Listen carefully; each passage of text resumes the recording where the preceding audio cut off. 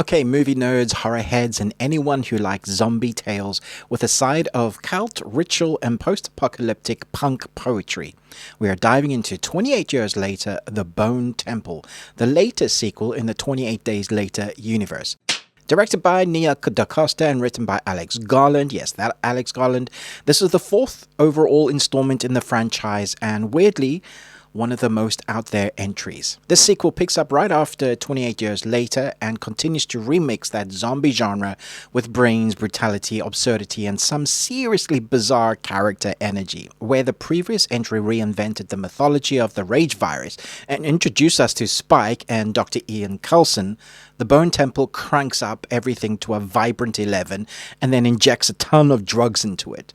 What you're getting here is cults that make your brain do push-ups, and performances so committed that you'll actually forget you're watching a franchise zombie movie. There is a ton of psychological horror gremlins crawling around the edges of the narrative to make you forget, yeah, this is a zombie horror movie, right? Ralph Fiennes returns as Dr. Ian Coulson, now deeply weird and doing stuff only Fiennes could pull off without winking at the camera.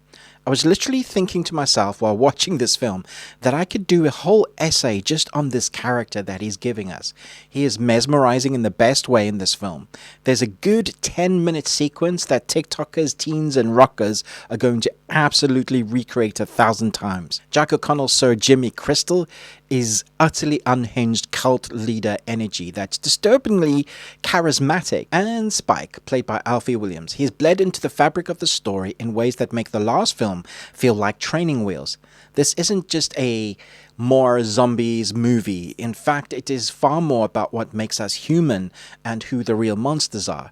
In a world full of zombies, people are always the monsters, right? And are the monsters more human than the humans? It plays with these themes really brilliantly. DaCosta takes the post-apocalyptic world and turns it into a study of faith, manipulation, and extremism. The infected are still terrifying, but the real horror becomes human belief systems and how people use ideology to justify horrifying acts. Horror fans will absolutely still love the shocks that are delivered with the bloody gore set pieces, but it's also a dark meditation on the emptiness left by lost, what people do when civilization collapses, and whether kindness or cruelty wins out when the keys to survival are in your hand. There is even a bizarre, almost surreal bone art motif that feels like zombie shrines crossed with the end of a black metal concert. 28 Years Later felt like a gritty reboot, introducing new themes, new horrors, a fresh new voice. The Bone Temple doubles down on the weirdness and leans into the odd horror with humanity in its crosshairs. If the first movie was a haunted mirror, this one is a carnival funhouse with mirrors on mirrors. Some will find the tone of this part 2 wildly brilliant, and some will call it a sadistic shock art, which I guess are fair takes.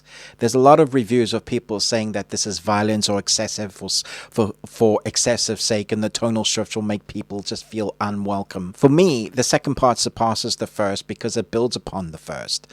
I have a sneaking suspicion that in the years to come, this film will be compared to The Empire Strikes Back in the new trilogy. Personally, I loved it, but if you go in thinking classic zombie horror, or even if you think it may compare to the original couple of movies, then you're going to be disappointed. Go in thinking it's a study on human nature with beautiful cinematography, a haunting yet sometimes unhinged score, and you'll leave happy. I was on the fence with the first film, and I definitely didn't like the ending of the first one.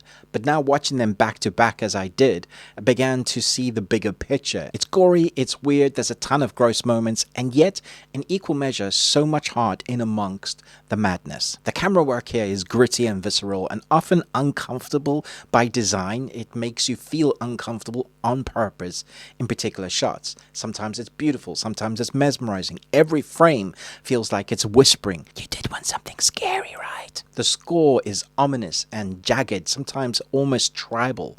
It nails that atmosphere that it's going for. It's a weird balance between classic zombie apocalypse style and almost art house horror theater. So my final thoughts is this. This is a movie that's going to split opinion, and that's exactly why it works. It's bold, it's brutal, it's beautifully deranged. And as someone who actually loved it, I'm going to give this 4.5 Nicolas Cages out of 5. Not full plateau of crazy Nic Cage, but definitely a choreographed and interpretive zombie scene Cage. Thanks so much for watching. What is your favorite film in this zombie franchise? I'd love to know, but most of all, until next time, remember, live long and Tuesday.